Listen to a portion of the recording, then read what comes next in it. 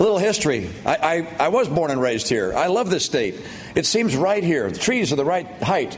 I like seeing the lakes. I love the lakes. There's something very special here. The Great Lakes, but also all the little inland lakes that dot the parts of Michigan. I love cars.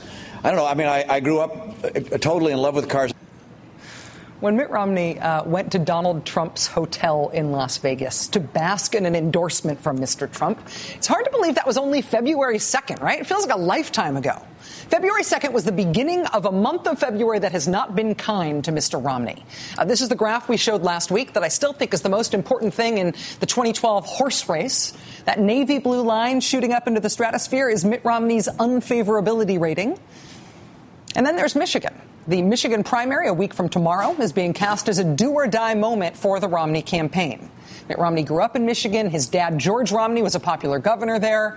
Mr. Romney, the younger, won the state's primary in the 2008 election, and he's been campaigning there intensely this year. If Mitt Romney can't win in Michigan, it is going to be a shock to the system. Now, the most recent polling in Michigan shows Mr. Romney behind Rick Santorum. He's closer than he was, but he's still trailing. Hence, Michigan Mitt Romney ads like this one, featuring Mitt Romney with his dad. Also, ads showing Mitt Romney driving a car. He's been doing that as well. Do we have the car ad, too? He's driving a car. The notable thing about the one in which he's driving the car is that it's him driving a car that was made in Canada. But still, you get the idea. I think he meant it to look American. What can Mitt Romney do in Michigan to turn around his fortunes on his campaign? When we got word today that the next campaign move for Mr. Romney in Michigan was going to be to bring back Donald Trump, Mr. Trump doing radio interviews on behalf of Mr. Romney this week in Flint and Traverse City and Detroit and Lansing. When we learned that the next stage of the Romney campaign in Michigan was a Donald Trump phase, it made me wonder what the Romney campaign expects from that.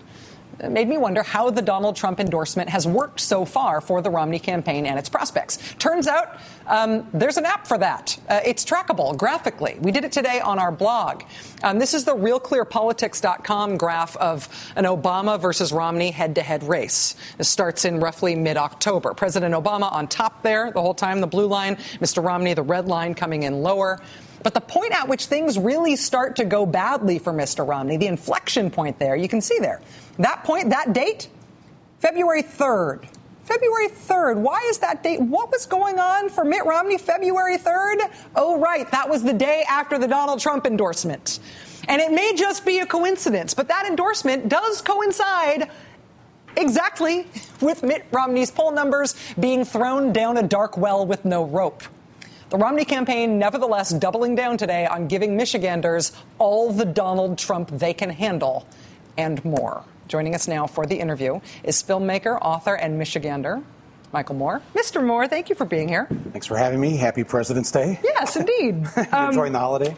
Do you love trees and cars and lakes of all sizes? Well, he does have that right. The trees in Michigan are just the right height. In Wisconsin, they go way. You can't even see the top. In Ohio, it's just a bunch of shrubbery. Honestly, that's not a Michigan joke, in joke. It's not a Michigan joke at all.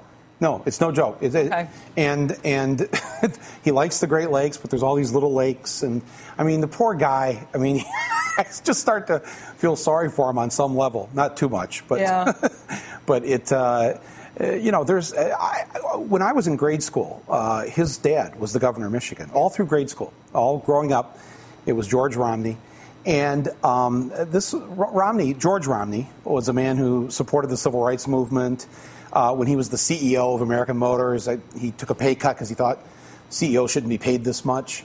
He came back from Vietnam after a tour there to see what was going on, came back and said, we're not being told the truth. Mm-hmm. That cost him, he had to drop out of the presidential race. Yeah, because he flipped on that. He'd initially been very positive on the war, and then he said, actually, I was brainwashed. I was parroting what the generals told me. I think we ought to leave. Right, and that ended his chances. And yet, had America listened to George Romney in 1967 when he said that, think of all the lives that possibly could have been saved after 67. So that was his dad. And his mom, Lenore Romney, was our United States Senator for a short period of time and one of the chief backers of the Equal Rights Amendment for women. So those of us who are 45 and older, we remember the Romneys, even if you're not a Republican, you remember them somewhat fondly. And this apple has fallen far from the tree. It's mind-boggling just to see who he has become or whoever he thinks he is. Is the Romney name so sort of gold-plated in Michigan that it should be sort of earning him the state? I mean, yes. he should be able to win it. Yes, even if you weren't alive then, the name carried on, and it was the lieutenant governor under Romney, Governor Milliken, was a very liberal Republican, pro-choice. Republicans in Michigan actually have always been fairly liberal up until this recent era. And now, there's really two Michigans. I think this is something that people need to understand. I don't mean just the Lower Peninsula and the Upper Peninsula. I mean, there's the Michigan that has this long history of populism, the union movement, the Flint sit-down strike 75 years ago this month. Got the UAW their first industry-wide contract. So, there's a lot of, that really is the majority of Michigan. There's this other part of Michigan, though, and especially on the west side and a lot in the northern part of the state, which is where I live, up in this red part of the state, that always seems very upset at what the majority of us are doing. They don't like the liberal Senator Levin or the liberal Congressman Conyers, or it's just all too liberal for them, and they hate Detroit and Flint, and they moved out of there to get as far away sometimes as they can from these areas that they don't particularly care for. And I think this is why Santorum is probably doing so well with them, because it's just to give you this sort of schizophrenic nature of the state, it's the state that it's the union movement began there. It's also the state of Father Coughlin, the right-wing anti-Semitic radio preacher before World War II. It's the school district next to mine. It's where Terry Nichols went to school, who was participated in the Oklahoma City bombing. Tim Tebow, the Boston goalie who snubbed President Obama, wouldn't go and meet with the rest of the players with him. He and I went to the same high school. The Bruins. Oh, the Bruins. Yeah. So that high school produced me and him.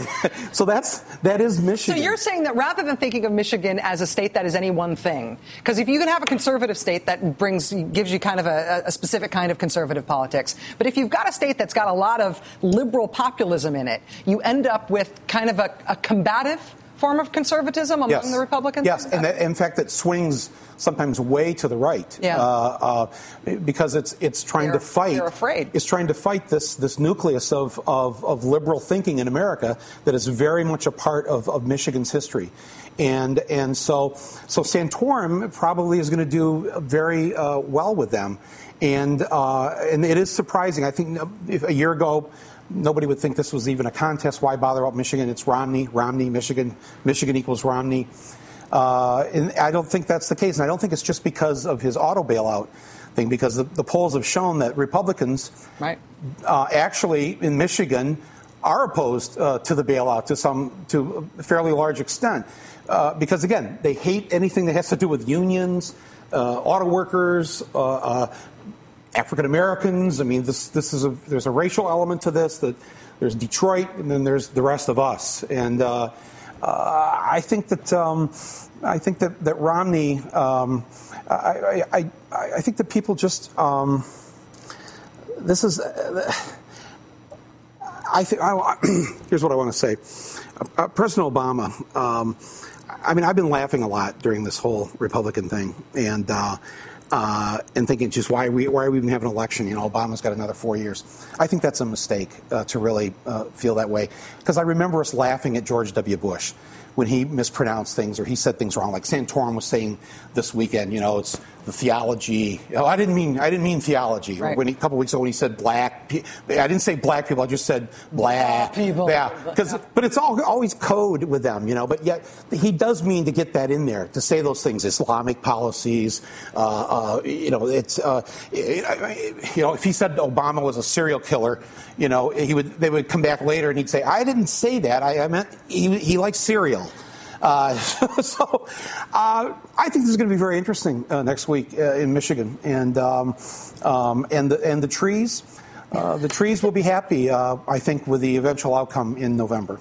And if Michigan is swayed by Donald Trump, I will be very surprised, and we'll need to talk to you about that. Yeah, that's the weirdest thing, sending Trump to Michigan. Yeah. I mean, it's like there's a state that's had 15% unemployment.